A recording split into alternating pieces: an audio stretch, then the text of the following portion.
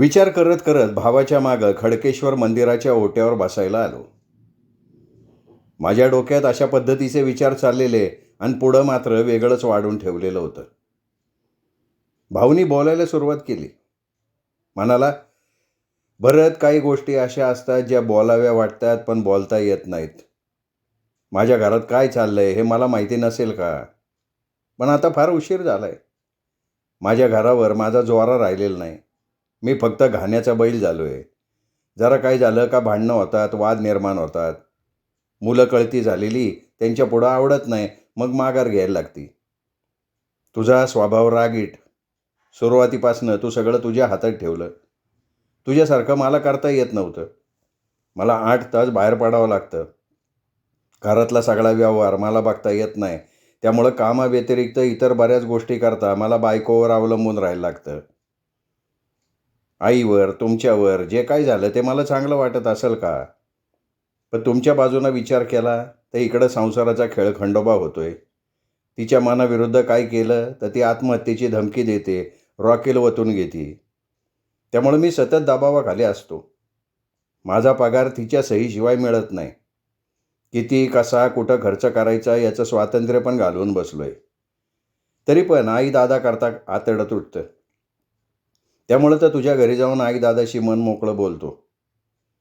Ticket फाडताना जे 5-50 रुपये वरचे मिळतात ते आई दादावर खर्च करतो.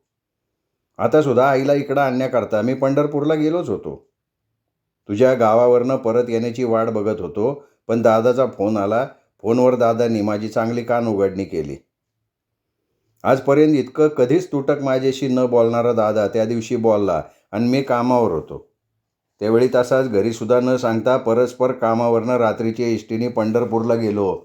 कामावर जायचं या हेतूने पैसे पण आणले नव्हते. एक जोडीदार, साहेबराव पाटील, स्टँड बुकिंगवर आहे, तिथेच राहतो हडपसरला. त्याच्याकडनं 3,000 घेतले, पंढरपूरला गेलो. आईची परिस्थिती बघितली, डॉक्टरचा सल्ला ऐकला आणि मग मला नाईलाजास्तव आईला पुण्याला आणायला लागलं. मी घरात असेपर्यंत आईवर माझं लक्ष असतं. घरातल्या माणसांवर माझा वचकच नाही, त्यामुळे त्यांच्याकडनं काय अपेक्षा करणार? मला जेवढं करता येईल तेवढं मी करतो. कामाला तर जावंच लागते. माझ्या मागं घरात काय घडतंय? माझ्या पाठीला नाही डोळं. माझ्याजवळ दुसरा इलाज नाही. माझ्याकडून जेवढं जमतंय तेवढं करणं माझं कर्तव्य आहे. आणि हे काय मला कोणी शिकवायची गरज नाही. आयुष्यभर ज्यांनी आपल्याकरता खस्ता खाल्ल्या त्यांच्याकरता काहीतरी करण्याची वेळ आपल्यावर आली. पण मला जास्त काही करता येईना. माझा पाय खोलात रुतलाय. तू तुझा संसार तुला पाहिजे तसा करून घेतला, पण मी मात्र यात अयशस्वी झालो. तू तुझं स्वातंत्र्य अबाधित राखलंय. तुझ्या रागाच्या तावा तू सगळ्यावर वचक ठेवलाय. मी सुरुवातीपासूनच असा आहे. मला माहिती आहे की तुझा माझ्यावर लय राग आहे. असायलाच पाहिजे, तो का असू नाही. आणि हे सुद्धा मला माहिती आहे की आई दादाच्या पश्चात आपण एकमेकापासून जवळून जाऊ, पण तोंडसुद्धा बघणार नाही. पण आज आपल्या आई दादांसमोर त्यांच्याकरता आपण एक होत असं दाखवायला लागणार आहे. माझ्या घरातनं माझ्या व्यतिरिक्त माझ्याबरोबर कोणी येईन असं काही वाटत नाही. तरी पण मी शेवटपर्यंत प्रयत्न करत राहणार. आजपर्यंत 5-6 दिवसात 7-8 हजार रुपये सहज गेले, कळलंसुद्धा नाही. हे सगळे पैसे पाटीलकडनं उचले आणलेत. त्याच्याबद्दल मी तुझ्याशी काही बोलत नाही, पण एवढं सांगायचं वाटतं की इथून पुढं आपली खरी परीक्षा सुरू होणार आहे. मी काय केलं काय नाही याचा पाढा ऐकायला मी तुला इथं नाही बोलावलं. मी एक लय वाईट बातमी तुला सांगणार आहे. शांतपणे कान उघडे ठेवून ऐक. कारण त्या विचाराने मला सुद्धा रात्रभर डोळ्याला डोळा नाही लागला. काल आईला तपासायला दवाखान्यात नेलं, त्यावेळेला तुम्ही बाहेर बसला होता. तेव्हा डॉक्टरनी एक शंका बोलून दाखवली की 6 दिवसांपेक्षा जास्त वेळ एखादी वस्तू घशात राहती तेव्हा कॅन्सरची शक्यता बळावती. खात्री नाही, पण शक्यता नाकारता येत नाही. कारण आजच्या होणाऱ्या त्रासावरनं असा अंदाज येतोय की अन्ननलिकेला कॅन्सर होण्याची शक्यता बाळगती. तरी पण आपण आपली खात्री करून घेतलेली बरी. त्याकरता CT स्कॅन करायला लागल. काल आईसमोर बोलता येत नव्हतं आणि ते योग्य बी नव्हतं. कारण विनाकारण पेशंट घाबरतं, अडचणी वाढतात. म्हणून आज तुला हेच सांगण्याकरता इथं बोलावलं. CT स्कॅन करायचं म्हणलं तर 5-7 हजार तरी लागतील असं डॉक्टर म्हणत होते. आणि आता पैशाची सोय मला करता येणं शक्य नाही. पण काहीही ॲडजस्टमेंट करून आईचं CT स्कॅन करायची जबाबदारी तुझ्यावर टाकतो. उद्या सोमवार सुट्टी आहे. सगळीकडनं माहिती काढ. कुठं करता येईन त्या हॉस्पिटलला भेट दे. जिथं स्वस्त पडेल, लवकर होईन तिथं कर. आपल्याला रिपोर्ट महत्त्वाचा आहे. तो एकदा मिळाला आणि सगळं चांगलं रिपोर्टमध्ये असलं म्हणजे काळजी मिटल. एवढं तू कर, बाकी काय नाही. भाऊ त्या दिवशी जे बोलला त्यातलं काही पटलं, काही पटलं नाही. तरी पण आता त्या विषयावर बोलण्याची वेळ नाही. आता आईच्या आजाराची शहानिशा करणं गरजेचं होतं. आणि ही पण गोष्ट खरी होती की 5-6 दिवसात त्याचे 7,000 ते 8,000 रुपये खर्च झालेले होते. त्यामुळे तो सुद्धा वैतागला होता. म्हणून त्यावेळेला बरं म्हणण्याशिवाय पर्याय नव्हता. आणि दुसऱ्या दिवशी सोमवार सुट्टीचा वार, त्यामुळे इकडं तिकडं फिरायला, चौकशी वगैरे करायला वेळ मिळणार होता. म्हणून मी तयार झालो. आपली आर्थिक स्थिती किती नाजूक असली तरी समोरच्याला काय त्याचं घेणं. मी केलंय आता तू कर, या उक्तीप्रमाणे आता माझी पाळी.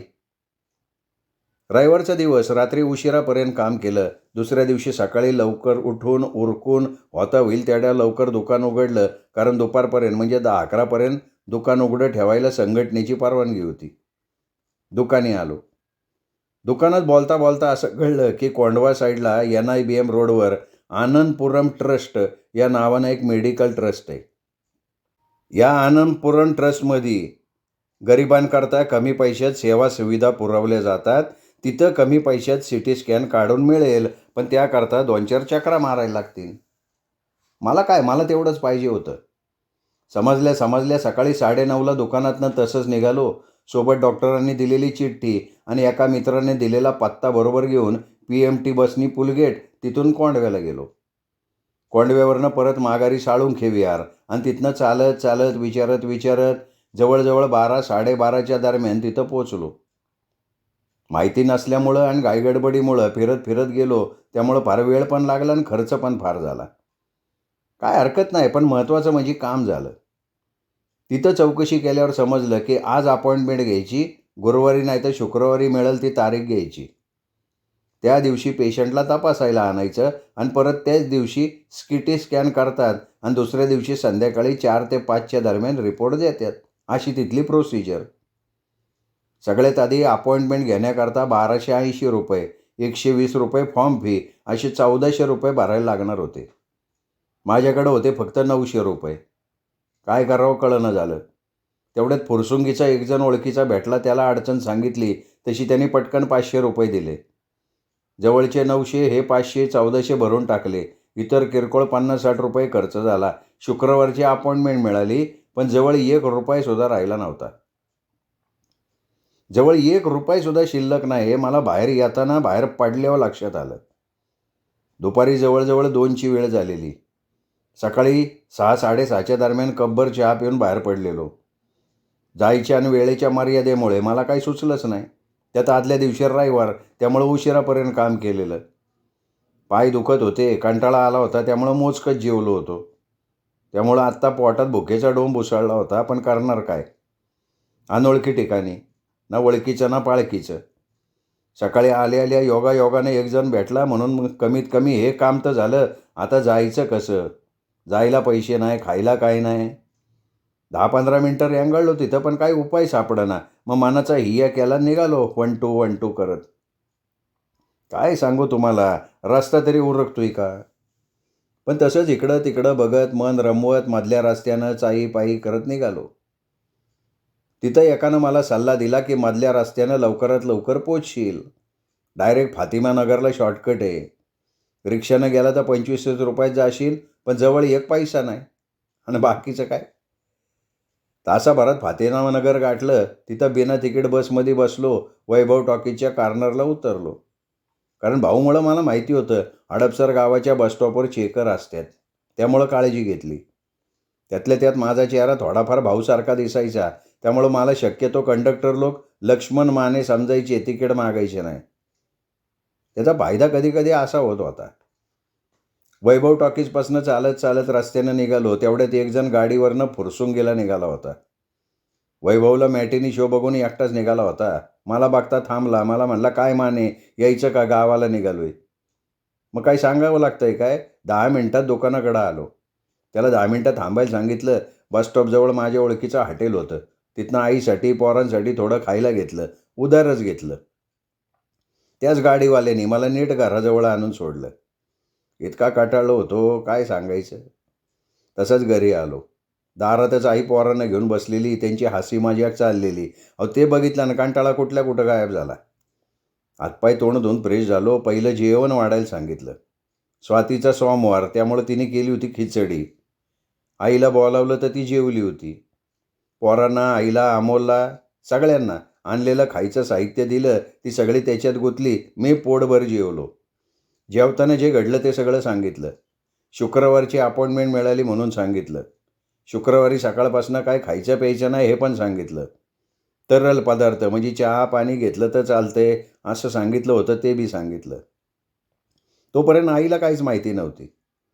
तिला फक्त एवढंच सांगितलं होतं का घशातलं दुखणं परत उद्भवू नये म्हणून हे सगळं चाललंय. घरात भाऊ आणि मी सोडून याविषयी कोणालाच काय बोललो नाही. उगा घाबरायला कार. सोमवार संध्याकाळ हसत खेळत घालवायची असं आधीच ठरवलेलं होतं. अमोलजवळ 100-200 रुपये होते. संध्याकाळी मस्तपैकी पुरी भाजी, मसाले भात, आम्रखंड जेवणाचा बेत करायचं ठरवलं. आईला जास्तीत जास्त खुश ठेवण्याचा माझा प्रयत्न होता. कारण आता आईचे दिवस किती उरले. आयुष्यभर गरिबीशी झगडली. दुसऱ्याच्या घरात सुख दिसायचं, स्वतःच्या घरात मात्र दरिद्रीपणा भरलेला. तरी आई त्याच्यात सुख शोधायची. तिचं मतच असं होतं की लोकांकडे जे असतं ते आपल्याकडं असलंच पाहिजे का? आणि तसं असेल तर जे मोठे, श्रीमंत आणि वरून सुखी दिसणाऱ्या लोकांमध्ये आतमध्ये फार वाईट अवस्था आहे. कुणाच्या घरी खायला सगळं भरपूर आहे, पण खाणारच जाग्यावर नाही. आणि जे जाग्यावर आहे त्याला इतके आजार आहेत की त्याला असून काय खाता येत नाही. त्यामुळे जे त्यांच्याकडं ते आपल्याकडं हवं असेल तर पैशासकट आजार, वाद, कटकटी येतच बरोबर, ते पण स्वीकारायला लागतं मग. त्यामुळं आज आपण ज्या जागी आहे ते बरोबर आहे. माझा भरत्या मोठा झाला म्हणजे मला पण पुरी श्रीखंड खायला घालन, त्याच आठवणी जाग्या झाल्या. आज खाण्यायोग्य पैसे कमावतो झालो, पण आई मात्र खाण्यायोग्य राहिली नव्हती. तरी आई त्या परिस्थितीचं हसून स्वागत करते ती, याचं मला आश्चर्यच वाटायचं. कारण 1000 प्रकारच्या आया पाहिल्यावर माझ्या आईसारखी एक आई निर्माण होईल. कारण इतकी सहनशील, इतकी विचारी, अशिक्षित असूनसुद्धा शिक्षिका बनणारी, आम्हाला शिक्षणाचं महत्त्व समजावून सांगणारी, तत्त्वज्ञानी. तिचे तत्त्व तर इतके विचार करायला हवत का विचारवंत गप व्हावा. अशी माझी आई आता वयस्कर झाल्यासारखी वाटली, थकल्यासारखी दिसली. डोळे खोल गेलेले, हाडं बाहेर आलेली, शरीरानं हडकलेली, कमरेत कुबड आल्यागत वाकलेली. अशी शरीरानं जरी थकली असली ना तरी मनानं आणि विचारानं ती अजून टवटवीत होती. बोलायला लागली की ऐकत राहावं वाटायचं. कारण तिच्या प्रत्येक शब्दात काठोकाठ तत्त्वज्ञान ओथंबून भरलेलं. अशा माझ्या आईला मला ठेवता येईन तेवढं खुशीत ठेवायचं होतं. देवसाक्षी या घटनेला का आयुष्यात कमाई केलेल्या कष्टाच्या पैशाच्या प्रत्येक रुपयात 10 पैसे वाटा मी आईदादांकरता खर्च करत असायचो. माझा सतत प्रयत्न असायचा. मी काय त्यांच्यावर उपकार नव्हतो ना करत, तो त्यांचा हक्क होता. पण त्यांनी माझ्यावर कधी तो हक्क गाजवला नव्हता, हा त्यांचा मोठेपणा. पण मला माझ्या कर्तव्याची जाणीव ठेवायलाच पाहिजे.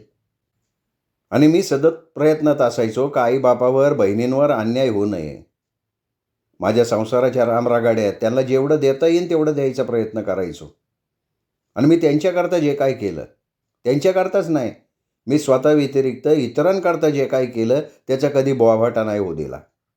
कारण ते माझ्या तत्वातच बसत नाही. कारण आपण ज्यांच्याकरता काय करतो त्यांनीसुद्धा आपल्याकरता त्यापूर्वी काही ना काही केलेलं असतं. फक्त त्याची जाणीव ठेवायला लागते. ज्याला ती जाणीव असती तो कधीच दुसऱ्याकरता केलेल्या गोष्टीची चर्चा करत नाही. चर्चा करत बसण्यापेक्षा कुणासाठी काही न करणं कधी पण चांगलं. त्यामुळं मी आईसाठी किंवा दादासाठी जे केलं त्याच्यापेक्षा कितीतरी पटीनं त्यांनी माझ्यासाठी कष्ट घेतलेत. त्यांनी जर ते सांगितलं तर कागदान शाई पुरणार नाही. पण कोणतेच आईवडील आपल्या मुलांकरता केलेल्या कष्टाची चर्चा करत फिरत नसतात. आणि मुलांनी त्यांच्या पावलावर पाऊल ठेवून त्यांच्याकरता जेवढं काही चांगलं करता येईल ते जरूर करावं, पण त्याचा बोभाटा करू नये. आणि हे मी केलं अशी शीख ही पण मिरवू नये. आईच्या आजाराचं नाही म्हणलं तरी मला टेन्शन आलं होतं. माझ्या चेहऱ्यावर काळजीची रेषा दिसायला लागली होती. आताशी मला आईच्या आजाराबद्दल थोडी भीती वाटायला लागली होती. आईने ते बहुतेक ओळखलं असावं. त्याही परिस्थितीत संध्याकाळी तिने मला जवळ बोलवलं. जवळ बसून विचारपूस केली, डोक्यावरनं हात फिरवला, काय एवढा काळजीत पडलाय म्हणून विचारलं. आणि म्हणली, जे काय घडायचं असेल ते घडणार आहे, ते काय आपल्या हातात आहे का? म्हणली, मला फक्त एकच वाटतं, भरल्या घरात भरल्या कपाळानं भरतेच्या मांडीव भरतेच्या बायकोनं पाण्याचा चमचा भरवताना माझ्या बाजूनं सर्व जणांकडं बघत बघत पारान जावा. एवढीच शेवटची इच्छा.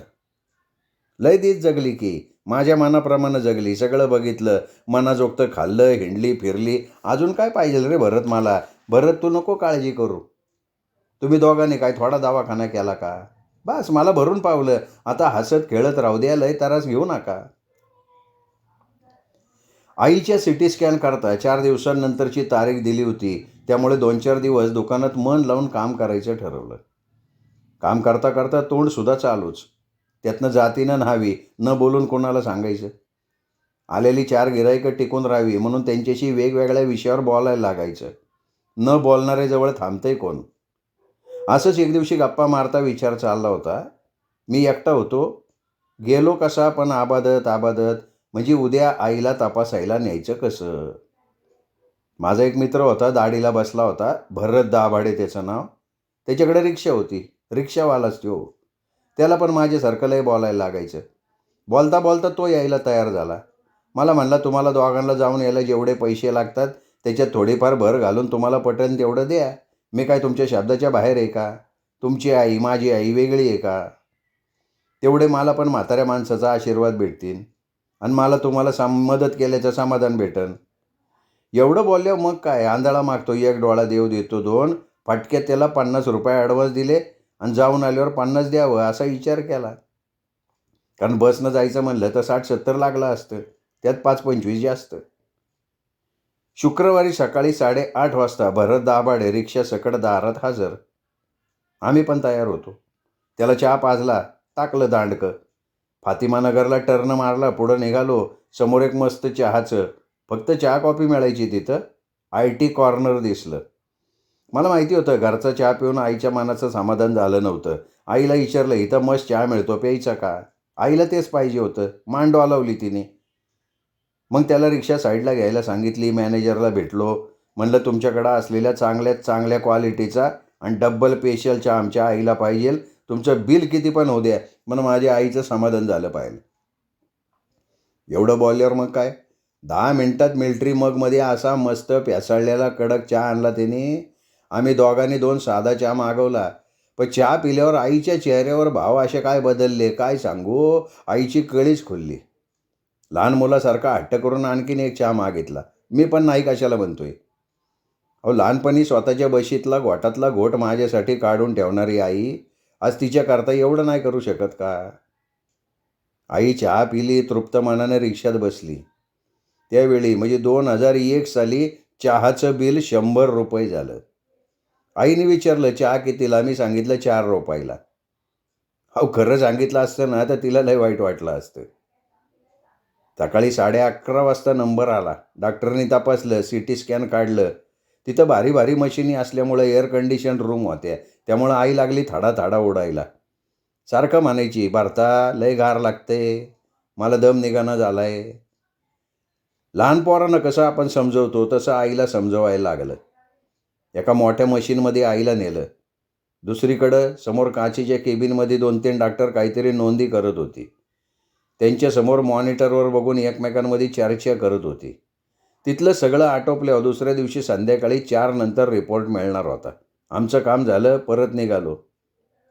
जाताना परत एकदा आईने चहा प्यायची इच्छा व्यक्त केली. परत एकदा चहा पाजला. नगरला आल्यावर आई म्हणली, पोरांसाठी काहीतरी घेऊ.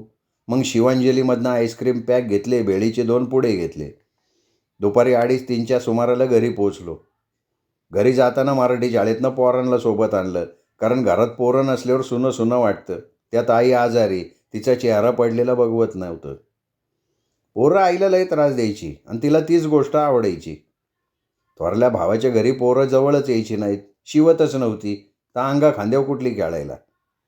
मी मात्र पोरांना पहिल्यापासून असंच वळण लावलेलं की माझ्या इतकं पोरंसुद्धा आईदादाकडं लक्ष द्यायची. त्यामुळं आईदादा घरी असल्यावर शक्यतो पोरांना शाळेला सुट्टीच घ्यायला लावायचो. इतर वेळी एक दिवस सुट्टी घ्यायला द्यायचो नाही. मला पण नाही आवडायचं ते. घरी आल्यावर मग काय, पोरांचा धिंगाणा, हसण्या खेळण्यात मजा करण्यात दिवस कधी गेला कळलंच नाही. आई पण लय खुश दिसत होती. तिच्या चेहऱ्यावर अनोखं तेज झळकत होतं. ती आजारी आहे असं वाटतच नव्हतं. असं सगळं आलबेल मनासारखं आनंदी वातावरणात दिवस चालला. दुसऱ्या दिवशी मी जाऊन स्वतः रिपोर्ट आणला, भावाकडे दिला. भाऊ दुपारनं तपासायला जाणार होता. मला त्यातलं काय कळतंय. मी आपलं निरोप्याचं काम करत होतो. जेवढं सांगन तेवढं काम करायचं. दादा पंढरपूरला होता. दादाजवळ राणी सविता ठेवलेल्या, त्यामुळे त्याची काय काळजी नव्हती. माझं दुकान, काम, घर अशी सगळी धावपळ चाललेली. आईच्या आवडीनिवडी बघणे, पुरवणे, आई त्यात आणखीन आनंद मिळवून देणे, जास्तीत जास्त सुख समाधान देणे, खाऊ पिऊ घालणे, लिहायला न्यासायला देणे, हिंडायला फिरायला नेणे, असं मला जेवढं जमल तेवढे मी प्रयत्न करत होतो. 2-4 वेळा आई माझ्याजवळ म्हणली सुद्धा का या सुखाला कोणाची नजर तर लागणार नाही ना. तुझ्यासारखं पोरगं मिळालं हे माझं भाग्य आहे. आयुष्यात याच्यापेक्षा चांगले दिवस अजून कसे असतात हो. स्वर्ग याच्यापेक्षा काय वेगळा असतो का. जीवनात जेवढी दुःख भोगली आणि तुझ्याकरता ज्या खस्ता खाल्ल्या त्याचे पांग फेडले रे बाबा म्हणली. आई म्हणली माझ्या आयुष्याचं सोनं झालं. याच आनंदी वातावरणात आणि तुमच्या सगळ्यांच्या गोतावळ्यात सगळ्यांना बघता बघता मरण यावं असं वाटते. अजून जगून काय करायचे. तुझ्या घरात तुमच्या समक्ष तुला बघत बघत डोळं मिटावं असं वाटतात. देवापुढं कोणाचं काय चालतंय म्हणा, पण माझी आपली भोळी भाबडी इच्छा दुसरं काय. आमचं मायलेकराचं प्रेम उचंबळून आलं होतं. पण म्हणतात ना, सुख भरपूर भोगल्यावर ठरल्याप्रमाणे दुःखाचा प्रवेश असतोच. त्याचा प्रत्यय लवकर आला. नेहमीप्रमाणे रविवारी पहाटे दुकान उघडलं. कामाला सुरुवात केली. दुकानात भरपूर गर्दी होती. मी आणि अमोल कामात गर्क होतो. 11च्या दरम्यान भाऊ आला. चेहऱ्यावरचा रंग उडालेला, भकास पांढरा भटक पडला होता. मला वाटलं नेहमीप्रमाणे घरात त्यांची नवरा बायकोची तकतक झाली असेल, मग दिलं नाही त्याच्याकडं मी लक्ष जास्त. 15-20 मिनटं ग बसून राहिला. माझ्या हातातलं गिऱ्हाईक होऊ दिलं. त्यानंतर पुढचं गिऱ्हाईक खुर्चीवर बसवणार, तेवढ्यात मला म्हणला थोडं थांब, अमोल करल, जरा खडकेश्वरला चल, आपल्याला बोलायचं आहे. मला काहीच उलगडा होईना. निघालो विचारात. वाटलं त्यांच्या घरात लय भांडणं झालेली दिसतात, त्या दृष्टीनं काहीतरी त्याला बोलायचं असेल. गप मनातल्या मनात विचार करत त्याच्या मागं गेलो. खडकेश्वरला गेलो, तिथं कट्ट्यावर दोघं बसलो. तसं त्यांनी सुरू केलं. म्हणला आता मी काय सांगतोय ते लक्ष देऊन ऐक, गडबडून जाऊ नको. आईची तपासणी केली. त्याचा रिपोर्ट कालच डॉक्टरला दाखवला. आईच्या गळ्यात अन्ननलिकेला घशाचा कॅन्सर झाला आहे. 10 दिवसापेक्षा जास्त दिवस अन्ननलिका पॅक झाल्यामुळं लवकर समजलं नाही, पण सिटी स्कॅनच्या रिपोर्टवरनं आता 100% तो कॅन्सर आहे हे सिद्ध झालं आहे. आता त्याच्यावर काय इलाज करायचा, पुढची दिशा काही ठरवलेली नाही.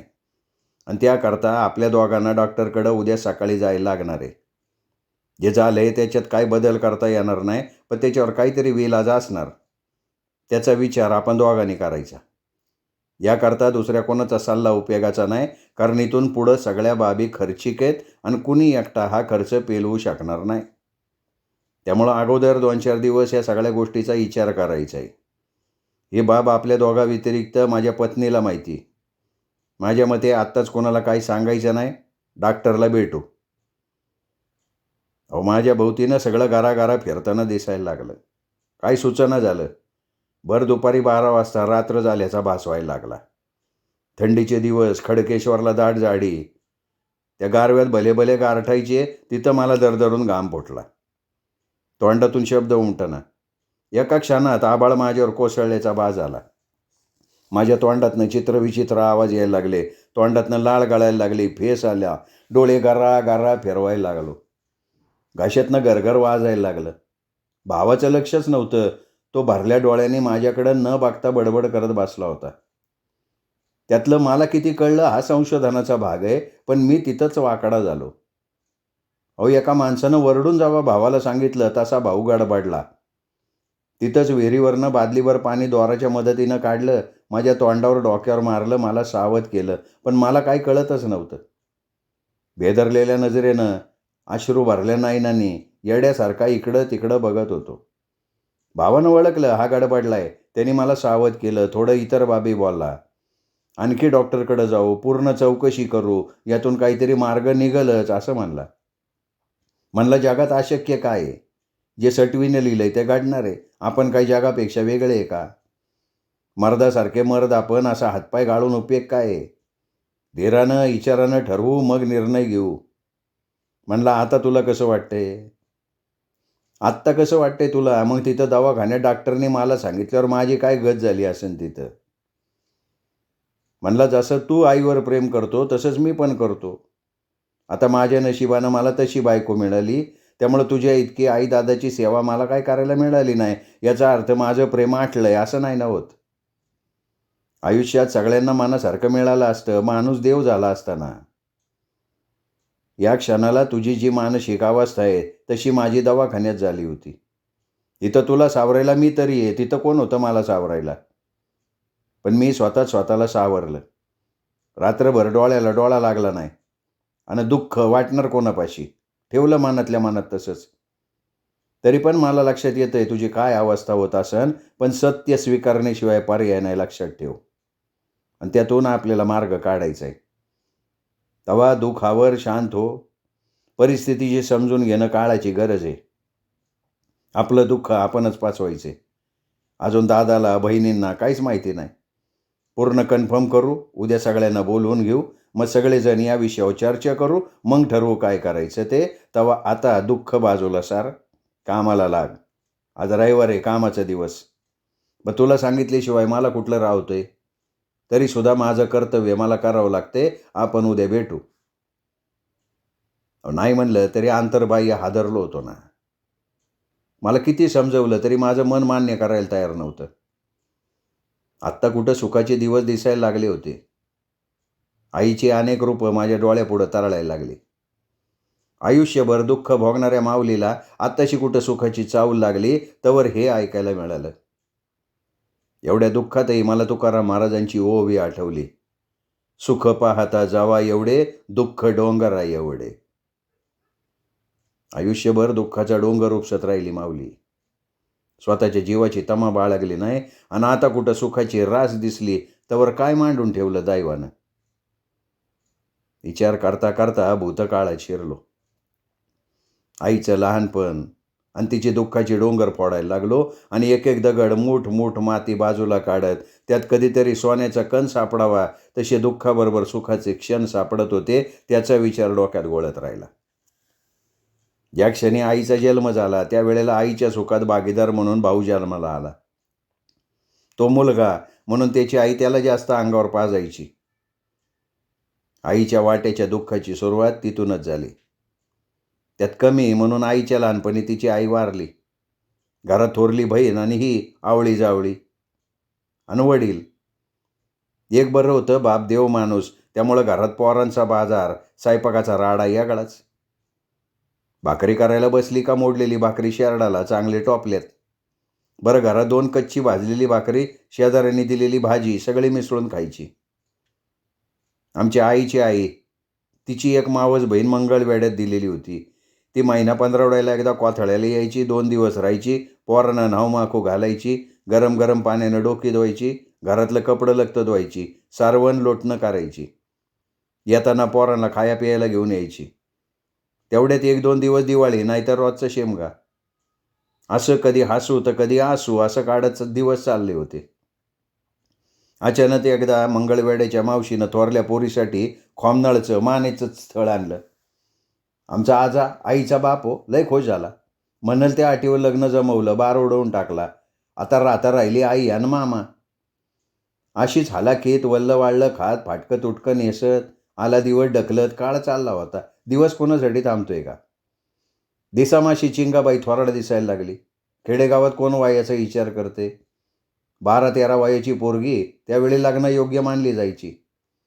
आमच्या आईच्या भावकीतले बुवा चौधरी पंढरपूरच्या कुंभार घाटावर त्यांचं चुरमुरे कुकूबुक्क्याचं दुकान ताटून बसला होता. शंकर न्हाव्यात आणि बुवा दोघं माळकरी एकत्र टाळ कुटायचे, अभंग मानायचे, एकमेकाच्या घरी येणं जाणं. बुवाच्या बागनेतलं शंकर बापूचं घराणं. एकमेकाच्या चर्चेतनं कळलं की थोरल्या नंदचं लग्न झालंय, 3-4 पोरीची झाली, एक धाकटी जयवंत आणि बळीराम, दोघी बिगर लग्नाची पोरी. पोरगी बारकी आहे पण बळीराम लग्नाला आलाय. त्यात धाकटं म्हणून लाडाकोडात वाढलेलं. तसं पैलवानकी करायचं, दुकानात काम करायचं, पण नदीच्या टवाळ पोरांच्या नादानं व्यसनी झालेलं. शंकरबापूला वाटलं 2चा 4 हात झाल्यावर सुधरल पोरग, म्हणून बुवाकडे विचार बोलून दाखवला का बुवाच्या डोळ्यापुढं कोथळ्याच्या बावकीतली विठोबा चौधरीची धाकटी चिंगी. दोघांच्या विचारानं मुलगी दाखवली. आता बळीराम टवाळखोर व्यसनी, दिसायला मात्र गोरा गोमटा, हिरोगत राहायचा, बुटका पण लय करामती.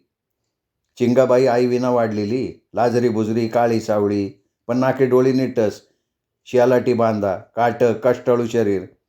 पसंती 2 पाहुण्यात झाली. थोडंफार 2 पोती ज्वारी, गाडी भरकाडबा द्या शिजवून पंढरपुरात लग्न करून द्यायच्या बोलीवर ठरलं लग्न आणि एका सुमुहूर्तावर लग्न लागलं. आणि दुःखाचा नवीन अध्याय चिंगाबाईच्या आयुष्यात सुरू झाला. श्रोते हो, आजचा भाग इथेच संपला. पुढचा भाग ऐकण्यासाठी उद्या भेटूया साहित्य पंढरी या कथाकथन चॅनलवर. पण आजचा प्रश्न असा आहे की लेखकाने त्याच्या आईचं CT स्कॅन कोणत्या दवाखान्यात केलं? प्रश्न पुन्हा एकदा. लेखकाने त्यांच्या आईचं CT स्कॅन कोणत्या दवाखान्यात केलं? पटकन कमेंटमध्ये जा, उत्तर लिहून टाका आणि भेटा उद्या पुढचा भाग आणि त्या भागावरचा प्रश्न ऐकण्यासाठी आणि त्याचं उत्तर देण्यासाठी. भेटूयात उद्या. नमस्कार.